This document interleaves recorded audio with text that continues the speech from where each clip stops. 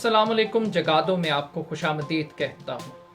पंजाबी ज़बान का एक मुहावरा है, न खेडांगे न खेडन दवांगे। पाकिस्तान की सियासी सूरत हाल भी इस मुहावरे की तरह है। इस वक्त सियासी अदम इस्तेहकाम मौशी अदम इस्तेहकाम के अंदर बदल चुका है, मगर किसी भी सियासी क़ुव्वत के पास पाकिस्तान के अंदर ना तो इस क्राइसिस से निकलने का कोई सलूशन है और ना ही सियासी जमातों को इस मौशी क्राइसिस से कोई लेना देना है। अब ये एक आइडियल क्लासिक सिचुएशन है एक तीसरी कुव्वत की इंटरवेंशन के लिए। पाकिस्तान की सियासी तारीख ये बताती है कि हमेशा इस किस्म के मौशी बहरानों ने तीसरी कुव्वत को इक़्तिदार पर शबखून मारने का मौका फराहम किया। यानी कि पाकिस्तान के अंदर एक नए मार्शल लॉ के लगने के इम्कानात बहुत ज़्यादा रोशन हो चुके हैं, लेकिन ये मार्शल लॉ माजी के मार्शल लॉ से बहुत मुख्तलिफ होगा। ये 12 अक्टूबर 1999 नहीं है, ना ही ये 70 की दिहाई है, ना ही ये 60 की दिहाई है। ये एक बदला हुआ पाकिस्तान है, एक वाइब्रेंट पाकिस्तान है। तो लिहाजा इसमें एक नए तरीक़ेकार से तीसरी कुव्वत इंटरवेंशन करेगी। और अब बातें कुछ ये की जा रही हैं कि पाकिस्तान में एक नया सदारती निज़ाम इंट्रोड्यूस करवाया जाए। जनरल बाजवा जो कि रिटायरमेंट के बहुत करीब हैं, मगर वो अरब कंट्रीज़ के दौरे करके आए हैं, वो तमाम ममालिक जिनसे पाकिस्तान को कुछ तवक्को थी या है कि वो चंद टके पाकिस्तान की मईशत को चलाने के लिए देंगे, वो ममालिक अभी तक अपना पैसा रोक कर बैठे हुए हैं। पाकिस्तान की सिक्योरिटी इस्टेब्लिशमेंट के ग्रीन सिग्नल्स का इंतजार किया जा रहा है। बाजवा साहब को सऊदी अरब के आला तरीन एजाज से भी अभी हालिया तौर पर नवाजा गया है। और अमेरिका बहादुर भी पाकिस्तान के अंदर अगर किसी को इंसान समझता है या किसी की औकात समझता है, वो पाकिस्तान की सिक्योरिटी इस्टेब्लिशमेंट है। तो अब एक और नैरेटिव पाकिस्तान के अंदर अनकरीब बेचने की तैयारी हो रही है कि जनाब बाजवा साहब को इक़्तिदार की बागदौड़ दी जाए, लेकिन इस बागदौड़ को सदारती निज़ाम के जरिए इम्प्लीमेंट किया जाएगा। इस सदारती निज़ाम के लिए इमरान खान साहब की जो माजी की ख्वाहिश है उसको पूरा करने की कोशिश की जाएगी और खान साहब को साथ मिलाने की कोशिश की जा रही है कि किसी तरीके से कुछ ऐसा फार्मूला तैयार कर दिया जाए कि सदारत बाजवा साहब के पास हो और प्राइम मिनिस्टर इमरान खान साहब हो जाएं। अब नून लीग ये समझती है, ऑपोजिशन पीडीएम ये समझती है कि उसके सिक्योरिटी इस्टेब्लिशमेंट के साथ बड़े आइडियल ताल्लुकात हैं और इमरान खान साहब इस वक्त एंटी इस्टेब्लिशमेंट है। खान साहब इस पूरे को की जिम्मेदारी, इस पूरी सिचुएशन की वो खुद सिक्योरिटी इस्टेब्लिशमेंट पर डाल रहे हैं, लेकिन सिक्योरिटी इस्टेब्लिशमेंट दोनों के लिए कंपायर की हैसियत रखती है। दोनों ये चाहते हैं और ये अंडरस्टैंड कर चुके हैं कि अगर उन्होंने इक़्तिदार में आना है तो उसका रास्ता जीएचक्यू से होकर गुजरता है, वो अवामी वोटों से रास्ता नहीं आता। तो अब पीडीएम इस्टेब्लिशमेंट के लिए प्रॉब्लम नहीं है, इस्टेब्लिशमेंट के लिए प्रॉब्लम इस वक्त इमरान खान साहब हैं, जिन्होंने इतना डैमेज किया है इस्टेब्लिशमेंट के चेहरे को जो माजी में कभी नहीं किया। तो अब ये जो सदारती निज़ाम का फार्मूला और उसमें बाजवा साहब का रोल और इमरान खान साहब बतौर प्राइम मिनिस्टर, ये मफरूज़ा तो अपनी जगह पर कायम है, लेकिन सियासी तौर पर लग ये रहा है कि दोनों साइड्स के ऊपर एक ही बात चल रही है कि यार इमरान खान ना आए और जो मर्जी आ जाए। और दूसरी तरफ माजी में यही पोजीशन थी कि यार शहबाज शरीफ प्राइम मिनिस्टर ना बने, बाकी जो मर्जी हो जाए। तो अब दोनों साइड्स के ऊपर जो सिग्नल है, जो गेम है, ये बटन है इस पूरे डेमोक्रेटिक सिस्टम का, वो एस्टेब्लिशमेंट के पास है और एस्टेब्लिशमेंट अब एक नए पैटर्न के साथ इक़्तिदार पर आने के लिए तैयार है। इसके बाद एक दूसरा फार्मूला जो तैयार किया जा रहा है वो 18वीं तरमीम को रोल बैक करने के हवाले से एक आइडियल पॉलिटिकल पिच तैयार की गई। यानी कि 27 किलोमीटर पर शहबाज शरीफ साहब प्राइम मिनिस्टर हों और पंजाब में चौधरी परवेज इलाही साहब की हुकूमत हो। इस फार्मूले के तहत जो इमरान खान साहब पिटते रहे कि सिंध के अंदर वो कुछ नहीं कर सकते क्योंकि पीपल्स पार्टी की गवर्नमेंट उनको करने नहीं देती, तो खान साहब तो पहले ही 18वीं तरमीम को रोल बैक करना चाहते थे इख्तियारात के हवाले से। अब PMLN اس 18ویں ترمیم کے خلاف کھڑی ہوگی، کیونکہ شہباز شریف ایک بے جان پرائم منسٹر کے طور پر آئیں گے۔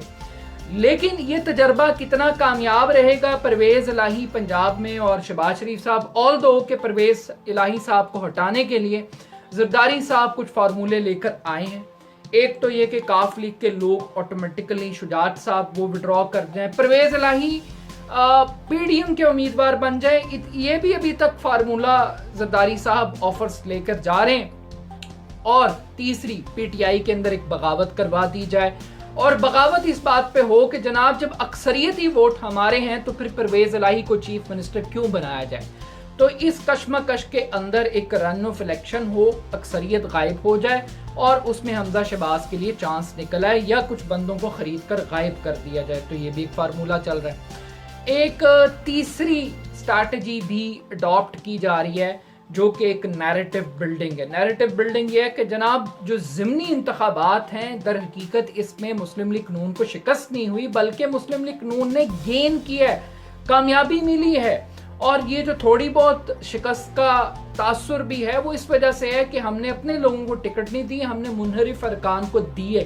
اگر نون لیگ کے اپنے کینڈیڈیٹ ہوتے تو شاید نتائج بالکل مختلف ہوتے۔ تو یہ سودا بیچا جا رہا ہے، مگر اگر یہ واقعی تحریک انصاف کی سیٹیں تھیں اور آپ نے ان سے 5 چھین لی ہیں تو یہ بات آئی ایم ایف کو کیوں سمجھ میں نہیں آ رہی؟ یہ فتح موڈیز کو کیوں سمجھ میں نہیں آ رہی؟ یہ فتح فج کو کیوں سمجھ میں نہیں آ رہی، جو آپ کی ریٹنگ کو منفی کر رہے ہیں، جو آپ کی آؤٹ لک کو نیگیٹو قرار دے رہے ہیں؟ یہ باتیں ڈالر کو کیوں سٹیبل نہیں کر پا رہی؟ اس بات کے اوپر کوئی غور نہیں کر رہا۔ اب وہ کلیم کر رہے ہیں کہ جناب انہوں نے 29% سے 39% ووٹ انکریز کیا ہے، لیکن وہ یہ نہیں دیکھ رہے کہ اب نون لیگ کا ووٹ اور آزاد امیدوار کا ووٹ اکٹھا ہو کر یہ تعداد بنی ہے، جبکہ تحریک انصاف نے 32% کی نسبت 47% ووٹ لیا، یعنی کہ اگر نون لیگ کے ووٹ بینک میں 14% کا اضافہ ہوا ہے تو تحریک انصاف کے ووٹ بینک میں 15% کا اضافہ ہوا۔ اب دوسری طرف جو منحرف ارکان قومی اسمبلی میں بیٹھے ہیں ان کے لیے نون لیگ کا ٹکٹ درد سر بن گیا، اور نون لیگ کے لیے وہ درد سر بن گئے ہیں کہ ابھی یہ رزلٹ آیا، کل کو جب وہ قومی اسمبلی کے اندر ٹکٹیں دیں گے اگلے الیکشن میں جا کے تو پھر لوٹوں کے ساتھ کیا ہوگا۔ اور نون لیگ کے ٹکٹ جس کو بڑا ہاٹ سمجھا جا رہا تھا، اب تو مریم نواز ٹویٹس کر رہی، وہ ٹویٹ کر کے یہ کہہ رہی ہیں 2018 میں ان حلقوں میں ہمارے پاس کینڈیڈیٹ ہی نہیں تھے، جبکہ ان کا ٹوٹل بیانیہ یہ تھا کہ ہمیں ہروایا گیا ہے، ہمارے مینڈیٹ کو چوری کیا گیا ہے، اور یہ چوری شدہ سیٹیں تھیں جو ہم نے واپس لی ہیں۔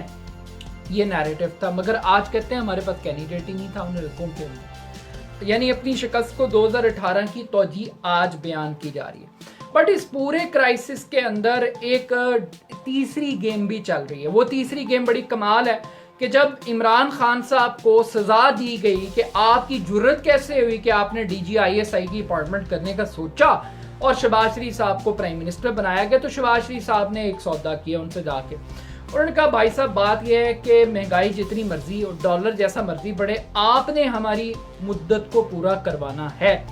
اب زرداری صاحب نے جو اسٹیبلشمنٹ کی گیم نون لیگ کو سمجھائی، اس کے اندر نون لیگ کا فائدہ کیا تھا؟ نون لیگ کا فائدہ یہ تھا کہ نیب قوانین کو تبدیل کیا جائے، اپنے خلاف جو مقدمات ہیں ان کو بلڈوز کیا جائے، ورنہ ہم سب جیل میں جائیں گے، عمران خان ہمیں چھوڑے گا نہیں، ہماری سیاست ویسے ہی اینڈ ہے۔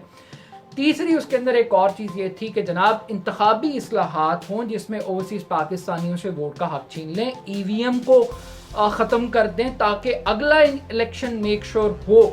لیکن اب جب عمران خان صاحب نے ایک بڑی وکٹری لی ہے، پریشر کریٹ کیا ہے الیکشن کمیشن کے اوپر بھی، تو خان صاحب اب سپریم کورٹ آف پاکستان میں چلے گئے ہیں نیب قوانین کے خلاف۔ اب سپریم کورٹ آف پاکستان کے ذریعے یہ کوشش کی جا رہی ہے کہ کسی طریقے سے عمران خان صاحب کو دوبارہ قومی اسمبلی کے اندر بھیجا جائے، اور یہ کہہ کر بھیجا جائے کہ جائیں جا کر متفقہ طور پر ایک ایسا احتساب کا قانون بنائیں جو چوروں کے لیے بھی قابل قبول ہو، یعنی معذرت کے ساتھ نون لیگ اور پیپلز پارٹی کے لیے اور تحریک انصاف کے لیے، اور ایسی انتخابی اصلاحات کر کے لائیں جس میں دونوں کے لیے ایک one one situation who. But کیا عمران خان صاحب वो दोबारा कौमी असम्बली के अंदर वापस जाएंगे? ये एक बहुत बड़ा सवालिया निशान है। खान साहब को जाना चाहिए या नहीं, ये उससे बड़ा सवालिया निशान है। और एक लास्ट चीज़ जो वो कहते हैं कि अगर कबूतर बिल्ली को देखकर आंखें बंद कर ले तो नुकसान कबूतर का ही होता है। अब यहाँ पर जो एनालिसिस किया जा रहा है वो ये किया जा रहा है कि अगर हम आज इलेक्शन करवाते हैं तो ये इमरान खान के हक में जाएगा, लेकिन कोई ये नहीं सोच रहा कि इस बात की क्या गारंटी है कि 14 माह के बाद ये मुल्क की मईशत मुस्तहकम होगी, अवाम को कुछ रिलीफ मिल चुका होगा और इमरान खान साहब की पॉपुलैरिटी का ग्राफ वो नहीं होगा जो आज है। तो ये एक बहुत बड़ा जुआ है जो कि गवर्नमेंट खेल रही है। मेरा ख्याल है कि आई थिंक कि इनसे हालात संभलने वाले नहीं है और इनकी तरजीह भी इकॉनमी नहीं है, इनकी तरजीह सिर्फ इनके मुकदमात हैं और अगला इलेक्शन कैसे जीतना है, इस्टेब्लिशमेंट को कैसे मामूल बनाना है। तो अपना फीडबैक मुझे ज़रूर दीजिएगा, मेरे YouTube चैनल को ज़रूर सब्सक्राइब कीजिएगा और इस बात को ज़रूर गौर कीजिएगा कि क्या army chief general Qamar Javed Bajwa और इमरान खान साहब मिलकर हुकूमत के अंदर कोई पावर शेयरिंग फार्मूला तय कर सकते हैं।